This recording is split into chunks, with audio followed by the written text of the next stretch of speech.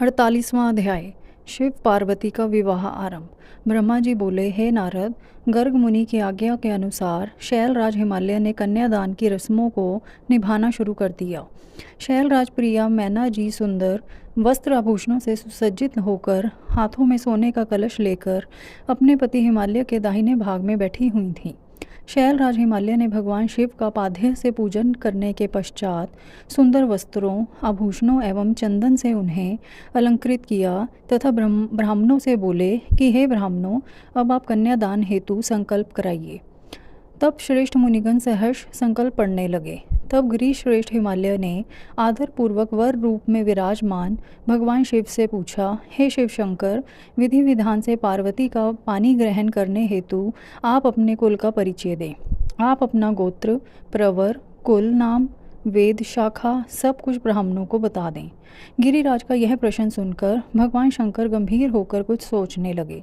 सब देवताओं, ऋषि मुनियों ने जब भगवान शिव को इस प्रकार चुप देखा तो वे इस संबंध में कुछ भी उत्तर नहीं दे रहे थे और शांत थे। तब यह देखकर कन्या पक्ष के कुछ लोग उन पर हंसने लगे। नारद, यह देखकर तुम तत्काल पार्वती के पिता शैलराज के पास पहुँचे और बोले, हे पर्वतराज, आप भगवान शिव से उनका गोत्र पूछकर बहुत बड़ी मूर्खता कर रहे हैं।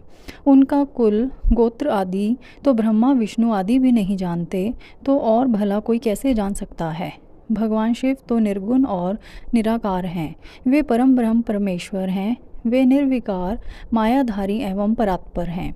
वे तो स्वतंत्र परमेश्वर हैं, जिनका कुल, गोत्र आदि से कुछ भी लेना देना नहीं है। ये सब तो मनुष्यों के द्वारा निर्मित आडंबर मात्र हैं।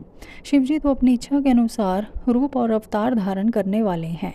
यह तो पार्वती के द्वारा किए हुए उग्र तप का प्रभाव है, जिसके कारण आप शिवजी के साक्षात स्वरूप के दर्शन कर पा रहे हैं। शैलराज, भगवान शिव गोत्रहीन होकर भी श्रेष्ठ गोत्र वाले हैं और कुलहीन होने पर भी कुलीन हैं। इनकी विविध लीलाएं इस चराचर संसार को मोहित करने वाली हैं। हे गिरिश्रेष्ठ हिमालय, नाना प्रकार की लीला करने वाले इन भगवान शिव का गोत्र और कुल नाद है। शिव नादमय है और नाद शिवमय है। नाद और शिव में कहीं कोई अंतर नहीं है। जब भगवान शिव ने सृष्टि की रचना का विचार किया था, तब सबसे पहले शिवजी ने नाद को ही प्रकट किया था। इसलिए अब आप व्यर्थ की बातों को त्याग कर अपनी पुत्री पार्वती का विवाह यथाशीघ्र शिवजी के साथ संपन्न करा दो। नारद, तुम्हारी बात सुनकर शैलराज हिमालय के मन में उत्पन्न हुई शंका समाप्त हो गई। तब हम सभी देवताओं ने तुम्हें धन्यवाद किया कि तुमने इस विषम परिस्थिति को चतुराई से संभाल लिया। यह सब जानकर वहाँ उपस्थित सभी विद्वान प्रसन्नतापूर्वक बोले कि हमारे अहोभाग्य हैं, जो आज हमने इस जगत को प्रकट करने वाले आत्म बहु स्वरूप स्वतंत्र परमेश्वर, नित्य नई लीलाएं रचने वाले त्रिलोकीनाथ भगवान शिव के दर्शन कर लिए हैं। आपके दर्शनों से समस्त पापों से मुक्ति मिल जाती है। इस प्रकार सब मिलकर भगवान शिव की जय जयकार करने लगे। तब वहाँ उपस्थित मेरु आदि अनेक पर्वतों ने शैलराज हिमालय से कहा कि हे पर्वतराज, अब आप व्यर्थ का विलंब क्यों कर रहे हैं? जल्दी से अपनी कन्या पार्वती का दान क्यों नहीं करते? तब हिमालय मैना ने प्रसन्नतापूर्वक अपनी पुत्री पार्वती का कन्यादान कर दिया। कन्यादान करते समय पर्वतराज बोले, हे परमेश्वर, करुणा निधान भगवान शिव, मैं अपनी कन्या पार्वती आज आपको देता हूँ।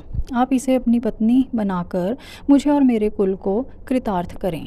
इस प्रकार शैलराज हिमालय ने अपनी पुत्री पार्वती का हाथ व जल भगवान शिव के हाथों में दे दिया। तब सदाशिव ने वेद मंत्रों के वचनों के अनुसार मंत्रों को बोलते हुए देवी पार्वती का हाथ लेकर पृथ्वी का स्पर्श करते हुए लौकिक रीति से उनका पानी ग्रहण स्वीकार किया।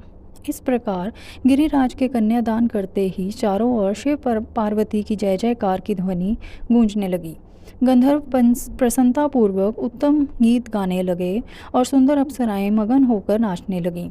सभी इस मंगलमय विवाह के संपन्न होने पर मन में बहुत प्रसन्न थे। ब्रह्मा, विष्णु, इंद्र आदि सभी देवता भी बहुत प्रसन्न हुए। उसके बाद शैलराज हिमालय ने भगवान शिव को अनेकों वस्तुएं प्रदान की।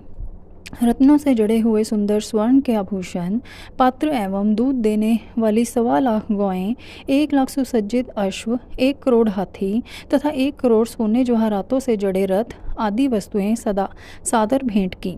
उन्होंने अपनी पुत्री पार्वती की सेवा में लगे रहने के लिए 1 लाख दासियां भी दी।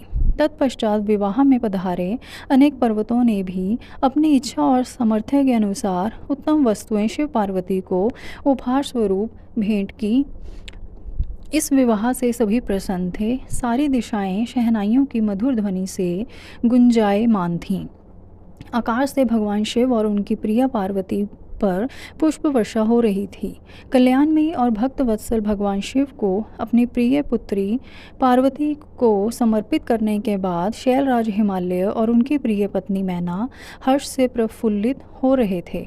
शैलराज हिमालय ने यजुर्वेद की माध्यान्हिनी में लिखे हुए स्तोत्रों द्वारा शुद्ध हृदय और भक्ति भाव से भगवान शिव की अनेक बार स्तुति की। तत्पश्चात वहाँ उपस्थित श्रेष्ठ मुनिजनों ने उत्साहपूर्वक भगवान शिव और देवी पार्वती के सिर का अभिषेक किया। उस समय हिमालय नगरी में महान उत्सव हो रहा था। सभी नर नारी प्रसन्नता से नाच गा रहे थे।